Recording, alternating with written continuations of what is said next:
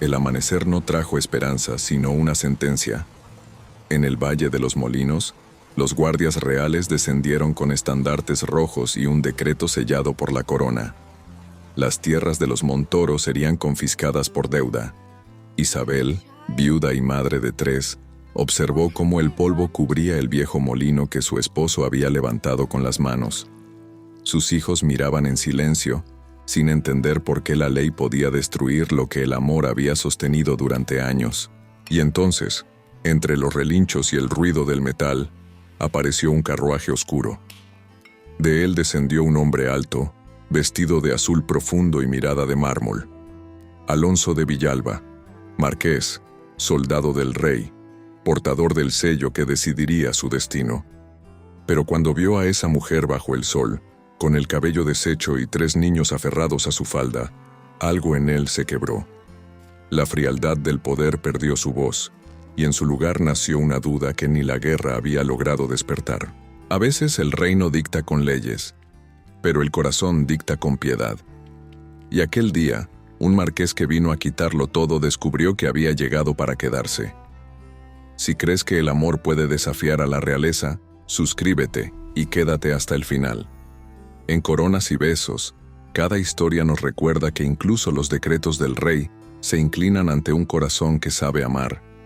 El viento del amanecer traía olor a harina y a recuerdos. En la colina de los cipreses, el molino Montoro giraba despacio, como si también estuviera cansado de resistir. Las piedras del muro habían comenzado a ceder. El techo tenía huecos por donde el cielo se colaba en forma de lluvia. Y aún así, Isabel seguía moliendo trigo con las manos cubiertas de polvo y dignidad. Había aprendido a no llorar. Las lágrimas, decía su madre, no alimentan a los hijos, pero el temblor en su voz al cantar mientras trabajaba delataba el peso que cargaba sobre los hombros. Sus 3 hijos, Elena, la mayor de 12 años, Diego, de 8, y la pequeña Lucía, de 5, la observaban desde la puerta. Esperaban el pan de cada día, ese milagro cotidiano que Isabel creaba con el mismo amor con que rezaba. A veces, cuando el molino callaba por falta de trigo, los niños recogían espigas caídas en los campos vecinos.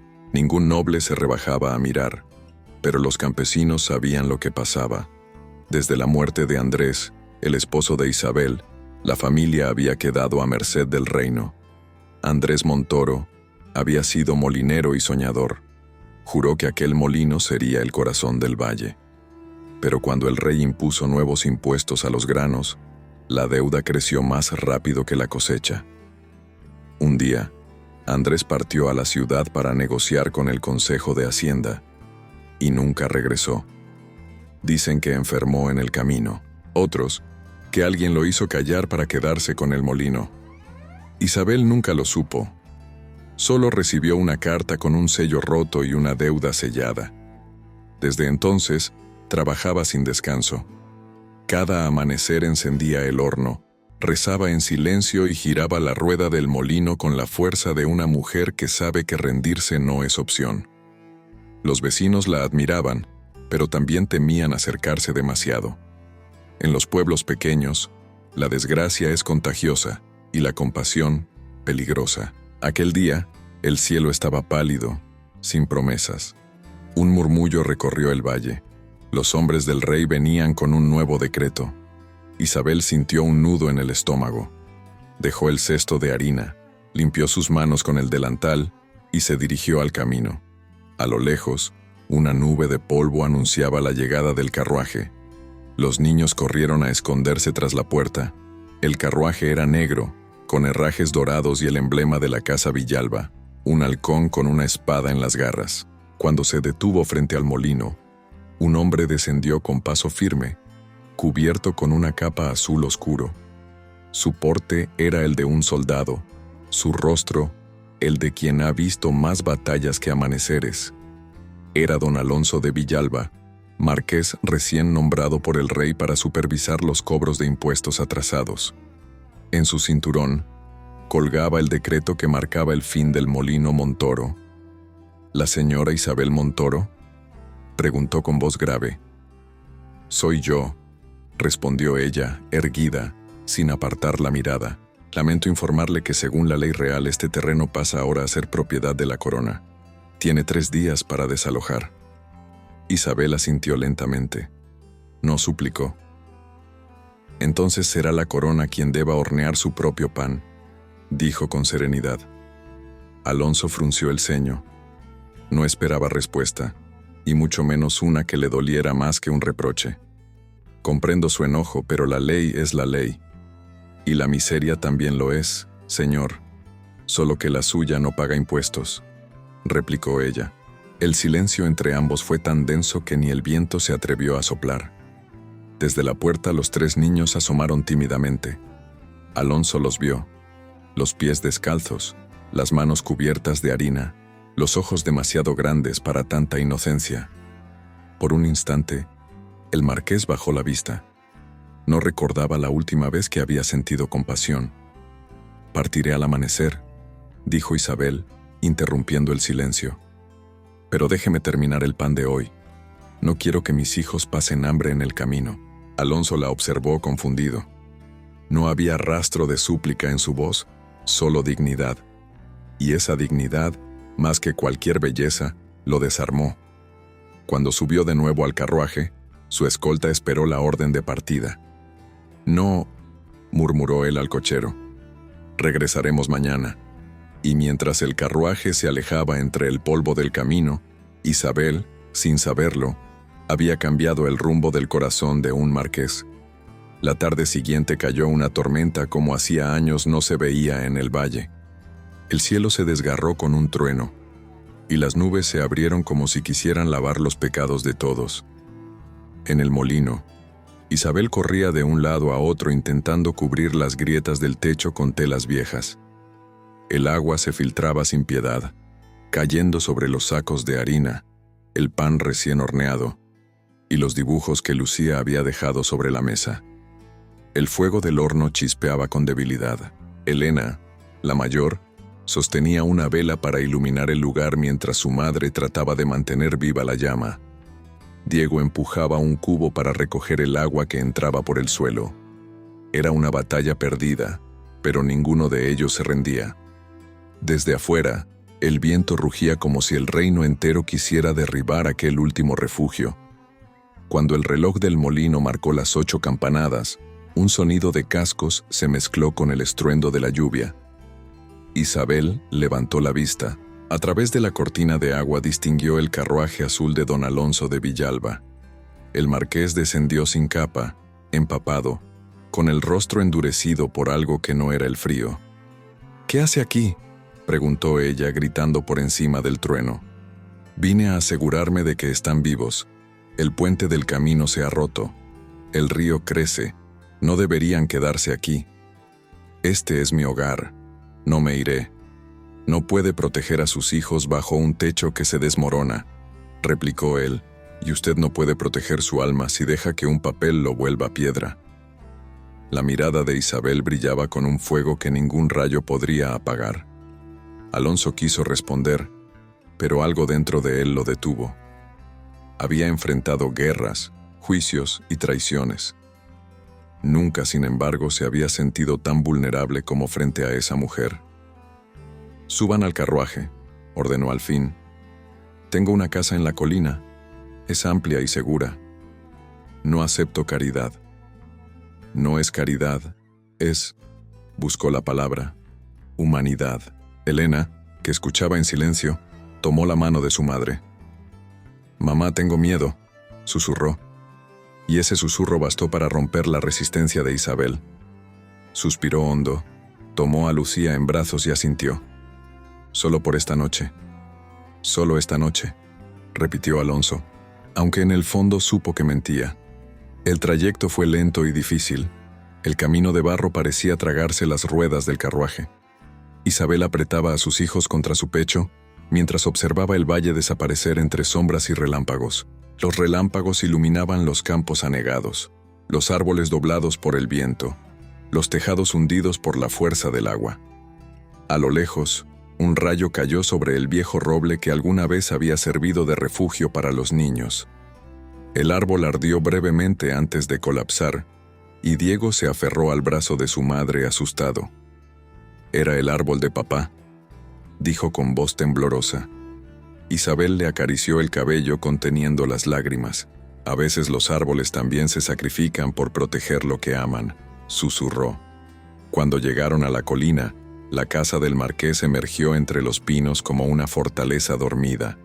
Muros de piedra gris, ventanales altos y un jardín inundado que reflejaba la luz del fuego interior. Una doncella abrió la puerta. Su expresión se torció al ver a la mujer empapada con 3 niños de manos sucias. Alonso le lanzó una mirada que no admitía preguntas. «Prepara habitaciones. Esta familia pasará la noche aquí». «¿En la casa principal, señor?», titubeó la sirvienta. «¿Ve alguna otra?», respondió con frialdad. En menos de una hora, la chimenea rugía con calor y los niños dormían envueltos en mantas. Isabel, aún de pie, miraba las llamas. «No entiendo por qué hace esto. Ayer quería que nos fuéramos». Ayer no lo entendía. Hoy tampoco. Pero sé que no podía dejarlos morir bajo esa tormenta. Ella lo observó de reojo. «La culpa no redime, mi señor». «No es culpa», dijo él con voz baja. «Es algo que creí olvidado. Compasión». El silencio volvió a caer. Solo se escuchaba el fuego y el murmullo del viento. Por un instante, Alonso pareció un hombre común, sin título ni mandato, solo un alma cansada buscando paz.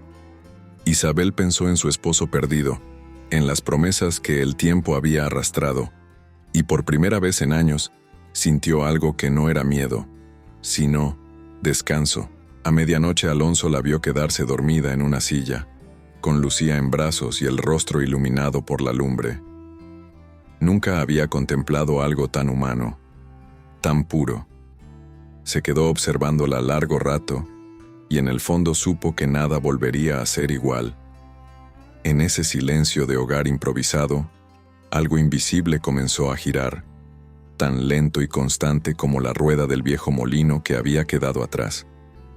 Al amanecer, la tormenta había cesado, pero dentro de ambos, una nueva acababa de comenzar. El amanecer trajo un silencio tan profundo que parecía que el mundo contenía el aliento después del llanto. Desde la ventana, Isabel vio cómo los primeros rayos del sol se filtraban entre los pinos, iluminando la niebla como si la colina entera respirara. La tormenta había pasado, pero el molino no. En su mente, aún escuchaba el crujido del techo cediendo, el eco de los truenos y el llanto de sus hijos, mientras el viento golpeaba las paredes de su vida. Se levantó sin despertar a los niños, que dormían en camas reales por primera vez en su vida. Tocó las sábanas limpias, suaves como promesas que no se atrevía a creer. Cuando salió al pasillo, don Alonso de Villalba ya estaba esperándola. Tenía el semblante cansado, el cabello todavía húmedo y sostenía una taza de café que el mayordomo le había servido hacía rato, pero que no había probado. «¿No ha dormido?», dijo ella. «No», respondió él sin rodeos. «He pensado, ¿en qué piensa un hombre que tiene todo? En lo que no sabe cómo reparar», contestó. Isabel guardó silencio. Aquella respuesta le sonó más humana que cualquier disculpa. «Voy a enviar hombres al molino», continuó Alonso. «Si la estructura se mantiene en pie, lo reconstruiremos». «¿Por qué haría eso? No le pertenece». «Quizá no, pero tampoco debería pertenecerle a la ruina». La mujer lo miró con desconfianza. «¿Qué gana usted ayudando a una viuda y a 3 niños?» «Nada», admitió él. «O tal vez algo que el oro no compra, poder dormir sin remordimiento». Isabel quiso responder, pero una voz interrumpió desde la escalera. «¿Mamá?». Lucía, aún con los ojos entrecerrados, bajaba arrastrando su manta. «Soñé que el molino giraba otra vez». Alonso se inclinó hacia ella sonriendo por primera vez. «Quizá tu sueño no esté tan lejos de cumplirse». El desayuno fue un extraño retrato de calma. Elena observaba todo con ojos atentos, intentando entender quién era aquel hombre que hablaba con cortesía y no con autoridad. Diego, en cambio, lo miraba con curiosidad infantil. ¿Usted también trabajó alguna vez?, preguntó con naturalidad. Alonso se detuvo un segundo antes de responder. Sí, hijo, pero hace mucho dejé de hacerlo con las manos. Entonces debería volver, replicó el niño. Mi papá decía que las manos recuerdan lo que el alma olvida. Aquella frase golpeó a Alonso como un eco antiguo. Bajó la mirada, conmovido. Después del desayuno, los niños corrieron por el jardín, explorando cada rincón como si el mundo hubiera vuelto a empezar. Isabel, en cambio, se mantuvo en el umbral. No sabía si agradecer o desconfiar. ¿De verdad piensa reconstruir el molino?, preguntó.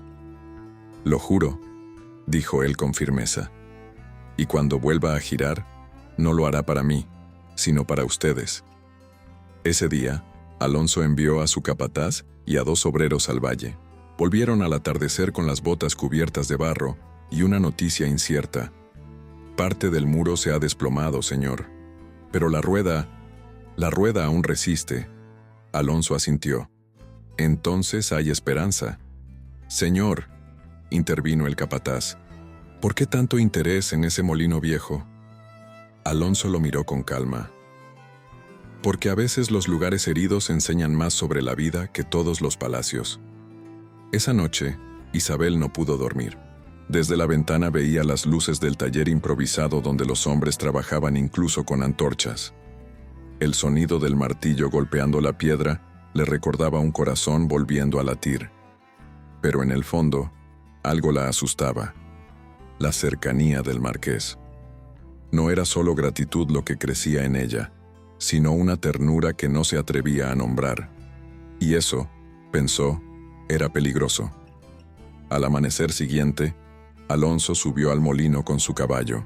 Se quitó la capa y ayudó a los obreros a mover una de las piedras grandes. Isabel, desde lejos, lo vio. Un marqués, con las manos cubiertas de polvo, bajo el mismo sol que quemaba a los campesinos.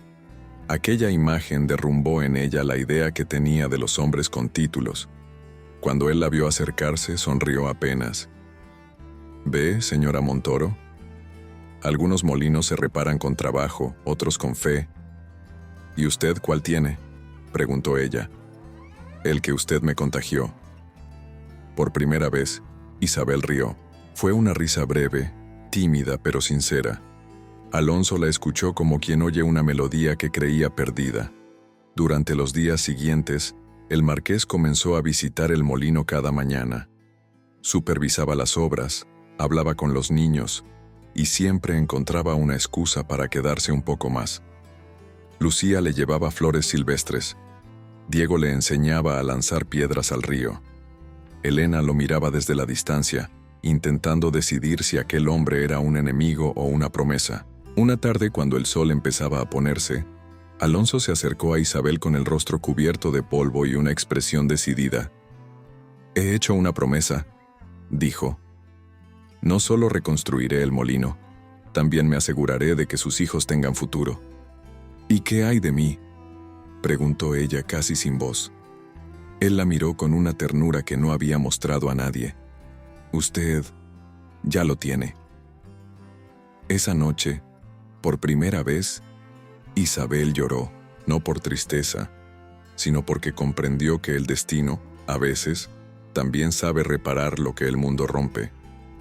El molino volvió a girar una tarde de viento suave.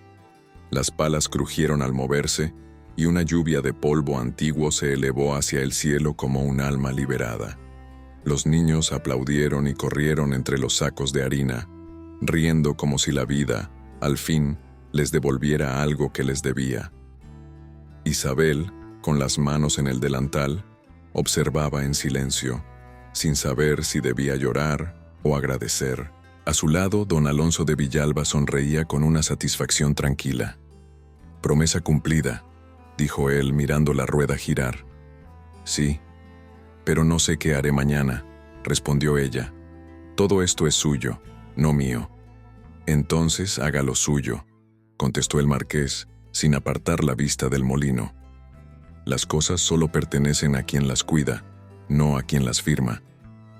Por primera vez, Isabel sintió que alguien no la veía como una carga, sino como una fuerza. Y esa sensación, nueva y peligrosa, le encendió el alma. Sin embargo, los rumores no tardaron en llegar a la colina. Las criadas murmuraban en los pasillos del palacio. Los vecinos del valle inventaban historias sobre la viuda del molino que había hechizado al marqués.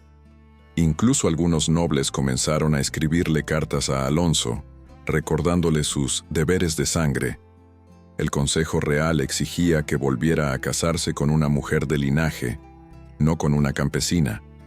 Pero él no respondió a ninguna de esas cartas.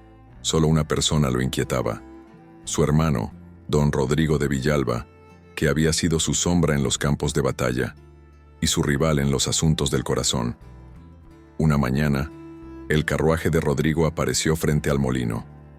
Descendió con porte altivo, envuelto en una capa negra, y saludó a Isabel con una sonrisa que no llegaba a los ojos. «Así que usted es la famosa viuda.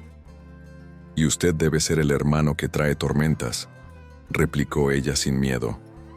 Rodrigo soltó una risa breve.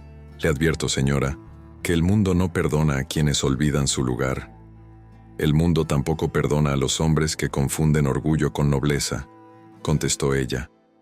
Cuando Alonso salió de la casa, el aire entre los dos hermanos se volvió denso. «No esperaba verte», dijo el marqués. «Tampoco yo esperaba encontrar a una mujer viviendo bajo tu techo. La lluvia no distingue títulos, Rodrigo, solo moja. Y la corte no distingue intenciones, hermano, solo escándalos». Isabel comprendió en ese instante que su presencia había puesto al hombre que la ayudó en peligro. «Si lo desea, me iré», dijo con voz firme. Alonso la miró como si acabara de escuchar una blasfemia. «Usted no va a ninguna parte. Pero su hermano tiene razón. No pertenezco a este mundo. Entonces crearé uno donde sí pertenezca», dijo él sin dudar. El silencio se rompió con un golpe seco de trueno a lo lejos. La tormenta volvía, pero ahora era otra, la de las lenguas, la de los juicios, la del miedo disfrazado de moral. Esa noche, mientras los niños dormían, Isabel salió al jardín. La luna bañaba los rosales y el aire olía a tierra mojada. Se sentó junto al estanque y dejó que las lágrimas cayeran silenciosas. Sabía que el amor que crecía entre ellos no tenía permiso para existir, y aún así, se negaba a arrancarlo. Alonso la encontró allí, con el rostro iluminado por la luna. «¿Llora por lo que dicen de usted?», preguntó. «No, lloro porque me temo que tienen razón. Si la razón se mide por el amor, entonces que me declaren loco», respondió él acercándose. Por un momento, el mundo pareció detenerse. El viento dejó de soplar, los grillos callaron y solo el reflejo de la luna temblaba entre ellos. Alonso tomó su mano, no con deseo, sino con un respeto que dolía. «Le prometí refugio», dijo, «pero me temo que lo que quiero darle es hogar». Isabel lo miró, y sus ojos decían todo lo que sus labios no se atrevían a pronunciar. Pero antes de que pudiera responder, un grito cortó la noche. Era Diego, desde la ventana. «¡Mamá! ¡Fuego en el molino!». Ambos corrieron colina abajo. Las llamas se alzaban en espirales de luz roja, devorando la madera, escupiendo humo y cenizas. El molino ardía, y con él, todo lo que habían reconstruido. Alonso intentó acercarse, pero el calor era insoportable. Isabel gritaba los nombres de sus hijos, temiendo que alguno se hubiera escapado hacia el fuego. Por suerte, Lucía y Elena corrían detrás de Diego, ilesas pero aterradas. El marqués los abrazó con fuerza, y allí, en medio del resplandor infernal, Isabel comprendió que el amor que los unía no era una casualidad, era una prueba. Detrás de las llamas, Rodrigo observaba desde la distancia el rostro oculto entre sombras. No necesitaba decir nada. El fuego hablaba por él. El amanecer llegó teñido de humo. El molino, o lo que quedaba de él, seguía humeando entre los restos carbonizados. El olor a madera quemada se mezclaba con el del trigo chamuscado, como una memoria que se negaba a morir. Isabel permanecía de pie frente a las ruinas, envuelta en una manta, con los ojos fijos en lo que alguna vez fue su refugio. Alonso, a su lado, mantenía el ceño fruncido, la mandíbula apretada y el corazón lleno de una rabia que apenas podía contener. «No fue un accidente», dijo ella sin mirarlo. «Lo sé», respondió él. «¿Y qué hará?» «Lo que haga falta».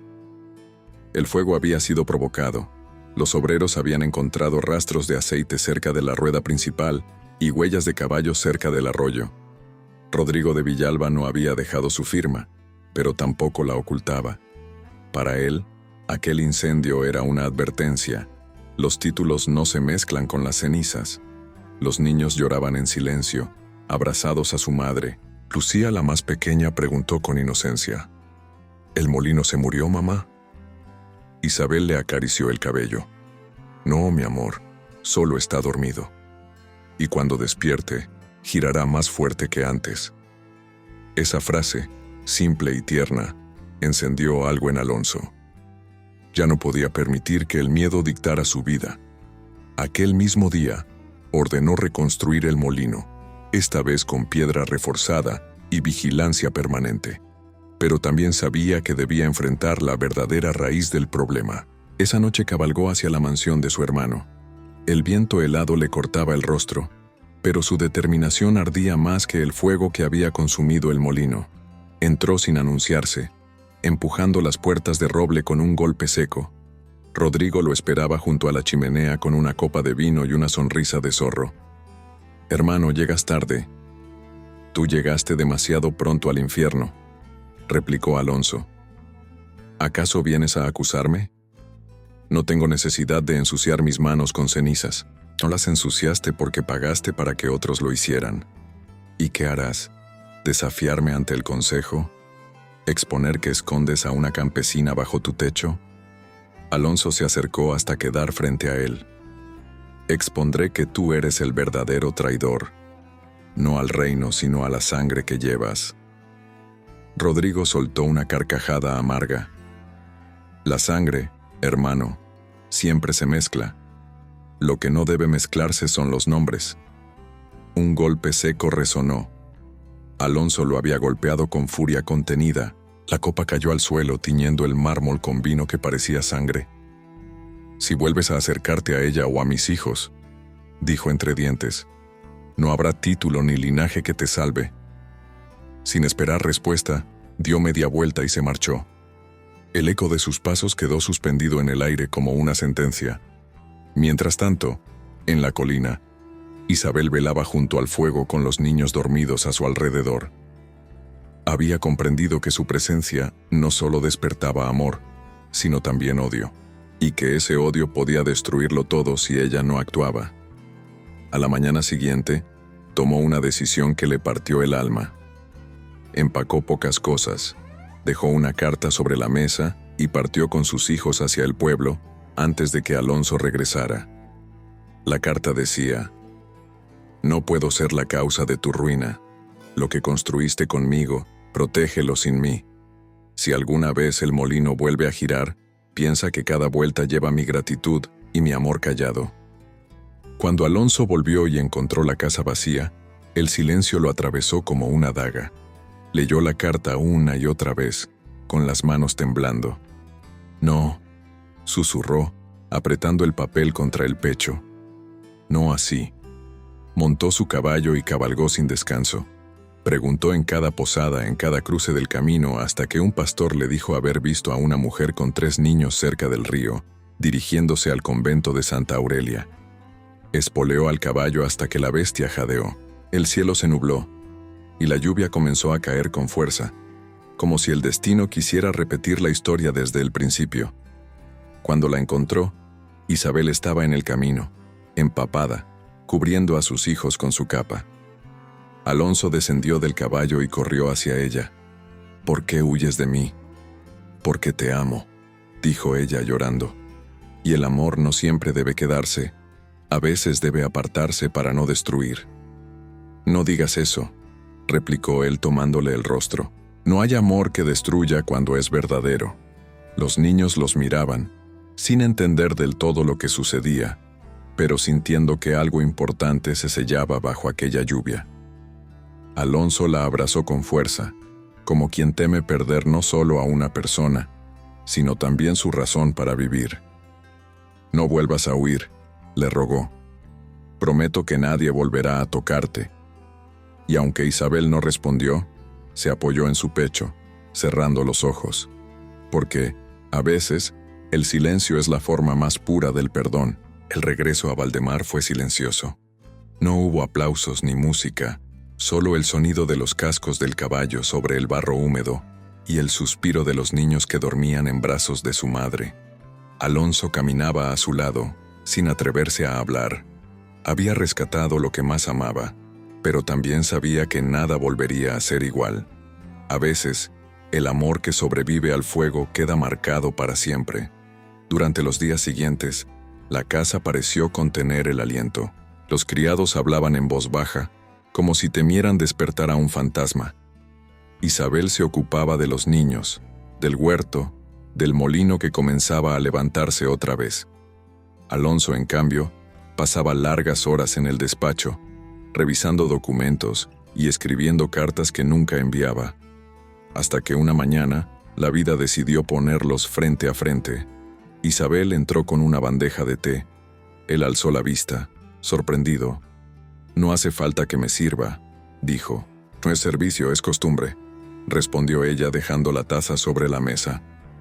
El silencio se extendió entre ellos como una cuerda tensa. «No debiste marcharte», murmuró él finalmente. «Ni tú debiste ir a enfrentarlo», replicó ella. Alonso apretó los puños. «¿Qué esperabas que hiciera? Quemó tu vida, Isabel. Y tú casi quemas la tuya por venganza». «No», dijo con voz baja pero firme. «Lo hice por justicia». «La justicia no siempre necesita fuego, Alonso. A veces solo necesita perdón». Esa palabra cayó entre ellos como una campana en la niebla. El perdón. Algo que ninguno sabía otorgar del todo, ni recibir sin miedo. Durante los días siguientes, Isabel notó un cambio en él. Ya no buscaba mandar ni imponer. Parecía escuchar más, hablar menos.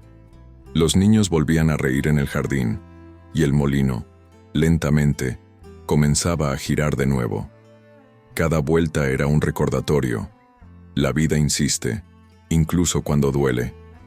Una tarde, el sacerdote del valle visitó la casa. Traía noticias del Consejo Real. El incendio había sido clasificado como accidente y el nombre de Rodrigo de Villalba había desaparecido del registro. Alonso guardó silencio. «¿No vas a protestar?», preguntó el sacerdote. «No. A veces, la verdad pesa menos cuando se deja caer sola». Después de la visita, Isabel lo encontró en la colina, mirando las ruinas reconstruidas. «¿No buscaste castigo?». «No», dijo él. «Busqué paz». «¿Y la encontraste?». Alonso se volvió hacia ella. «No todavía, pero la oigo. Cada vez que hablas». Las palabras lo sorprendieron a él mismo. Era la primera vez que se permitía admitir que la paz no estaba en la venganza, sino en la mujer que había aprendido a amar en silencio. Esa noche, mientras los niños dormían, Isabel se acercó al piano del salón. Los dedos temblaban al tocar las teclas, pero la melodía que nació era dulce, como un hilo de esperanza que se negaba a romperse. Alonso la escuchó desde la puerta. El fuego de la chimenea iluminaba su perfil y el brillo de sus ojos. «Esa canción», susurró él. «La tocaste la primera vez que sonreí después del incendio». Isabel sonrió apenas. «Y la tocaré la última vez que llores». Él avanzó hasta quedar detrás de ella. El silencio se llenó de una tensión suave, casi sagrada. Alonso tomó su mano sobre el teclado. «Si el perdón tiene sonido, debe ser este», dijo. Ella giró lentamente, encontrándose con su mirada. Durante un instante, el mundo volvió a detenerse. No hubo palabras, Solo el eco de la música, la respiración compartida y el fuego que crepitaba al ritmo de dos corazones cansados. Alonso la besó. No fue un beso de pasión, sino de entrega. El beso de dos almas que habían aprendido, a fuerza de pérdida, que amar no siempre es poseer, sino comprender. Esa noche, por primera vez desde el incendio, Isabel durmió sin miedo. Y Alonso, al verla descansar, entendió que el perdón no era debilidad. Era la forma más pura del coraje. A la mañana siguiente, el molino giraba con fuerza bajo la luz del sol. Los niños corrían riendo por el campo, y el viento olía a trigo y promesa. Isabel levantó la vista hacia la colina y vio a Alonso, de pie, con el cabello agitado por el aire, mirándolos desde la distancia. Sus ojos se encontraron, y por primera vez no hubo culpa ni deuda, solo gratitud, solo amor. El invierno se retiró con la discreción de un huésped cansado. Las montañas, que antes guardaban silencio bajo la nieve, despertaron cubiertas de verde. El molino giraba con un rumor constante, como un corazón que había aprendido a latir después del dolor. Y en Valdemar, cada rincón respiraba algo nuevo, una paz que no venía del poder sino del perdón. Isabel caminaba por el sendero con una cesta de flores silvestres. El sol de la mañana le acariciaba el rostro, y sus hijos corrían delante de ella, descalzos, riendo como si el mundo hubiera sido creado de nuevo solo para ellos. A lo lejos, Alonso los observaba desde el balcón, con una sonrisa que no necesitaba palabras. En su semblante ya no había el peso del linaje, sino la serenidad de quien comprendió que los títulos pueden heredarse, pero la bondad se elige cada día. Esa mañana, el pueblo celebraba la cosecha. Las campanas sonaban, los campesinos llevaban guirnaldas en el cuello, y los niños, entre ellos los 3 pequeños de Isabel, ayudaban a repartir pan recién horneado. La gente los saludaba con respeto. Nadie los llamaba huérfanos ni bastardos. Eran los hijos de Valdemar. Y aunque la nobleza nunca lo admitiera en voz alta, sabían que aquel hogar humilde había hecho más por el reino que 100 decretos reales. Cuando el sol alcanzó su punto más alto, Alonso bajó al valle. Vestía de manera sencilla, sin escoltas ni insignias. El pueblo se apartó para dejarlo pasar, pero él no levantó la mirada con soberbia, sino con gratitud. Se acercó a Isabel, que ordenaba las flores en el altar improvisado frente al molino. Ella lo miró, sorprendida. No pensé que bajaría hoy. Tampoco yo, respondió él. Pero el molino no es el único que debía moverse. Ambos rieron suavemente, y por un momento, el mundo pareció en calma. Entonces Alonso sacó de su bolsillo un pequeño cofre de madera. Lo abrió frente a ella. Dentro, había una cinta blanca, la misma que Lucía, la más pequeña, había atado a su muñeca meses atrás. Solo que ahora, la cinta llevaba entretejidos 3 hilos dorados. «Uno por cada hijo», dijo él, «y uno por ti». Isabel lo miró con los ojos brillantes. «¿Qué significa esto?» «Significa que no volveré a esconder lo que soy, ni a quien amo. ¿Y si el consejo lo prohíbe?» Alonso tomó su mano. «Entonces que el consejo aprenda lo que es gobernar con el corazón». Los murmullos del pueblo se apagaron cuando los vieron tomarse de las manos. Algunos sonrieron, otros se santiguaron, y unos pocos se alejaron con desdén. Pero nadie se atrevió a romper el silencio sagrado de ese momento. Alonso dio un paso atrás y se volvió hacia todos. «Durante años creí que la nobleza se medía en tierras, títulos y obediencia. Hoy sé que la verdadera nobleza se mide en actos, señor», susurró un anciano del pueblo. «¿Y qué pasará con la casa de Villalba?» Alonso levantó la mirada hacia el molino, que giraba incansable. La casa de Villalba no cayó, solo cambió de cimientos. «¿Y cuáles son ahora?», preguntó el hombre. Alonso sonrió. «Una mujer valiente y 3 niños que me recordaron lo que es el amor sin condición». Las campanas del templo comenzaron a sonar. Los niños corrieron hacia ellos, riendo, lanzando pétalos al aire. Isabel se inclinó para abrazarlos, pero Alonso la tomó de la mano y la hizo girar suavemente. El sol se reflejó en sus cabellos y el viento levantó las flores, cubriéndolos de luz. Fue entonces cuando él pronunció las palabras que sellarían su destino. No prometo riquezas, ni títulos, ni eternidad. Solo prometo quedarme y amarte mientras el molino siga girando. Ella sonrió, y las lágrimas que cayeron no fueron de tristeza, sino de alivio, porque comprendió que, a veces, el amor no necesita un altar ni testigos, solo dos almas que se reconocen después de haberse perdido. El pueblo estalló en aplausos. Los niños saltaron, y la cinta blanca voló con el viento hasta enredarse en las aspas del molino. Allí quedó, ondeando como una bandera nueva, no de conquista, sino de redención. Esa noche, cuando el sol se escondió detrás de las colinas, Isabel salió al balcón. El cielo estaba cubierto de estrellas, y el molino seguía girando en la oscuridad iluminado por las antorchas. Alonso se acercó por detrás y la rodeó con sus brazos. ¿Sabes qué escucho cuando el molino gira?, preguntó. ¿Qué? Tu risa, y la de los niños, y el sonido de todo lo que vale la pena defender. Isabel apoyó la cabeza en su pecho. Entonces prométeme algo, Alonso, lo que quieras. Que si un día la vida vuelve a ser cruel, recordemos que una vez fuimos felices aquí, te lo prometo, susurró él. Y cada amanecer, mientras el molino siga en pie, esa promesa se repetirá con el viento. El cielo comenzó a clarear. El primer rayo de sol cayó sobre ellos, tiñendo de oro la piedra del molino y las flores del jardín. Y así, entre risas, lágrimas y esperanza, Valdemar despertó a un nuevo día. Porque, en el fondo, no era la historia de un duque y una campesina. Era la historia de cómo el amor, cuando es puro, cuando es valiente, puede reconstruir un reino entero, con solo una promesa al amanecer.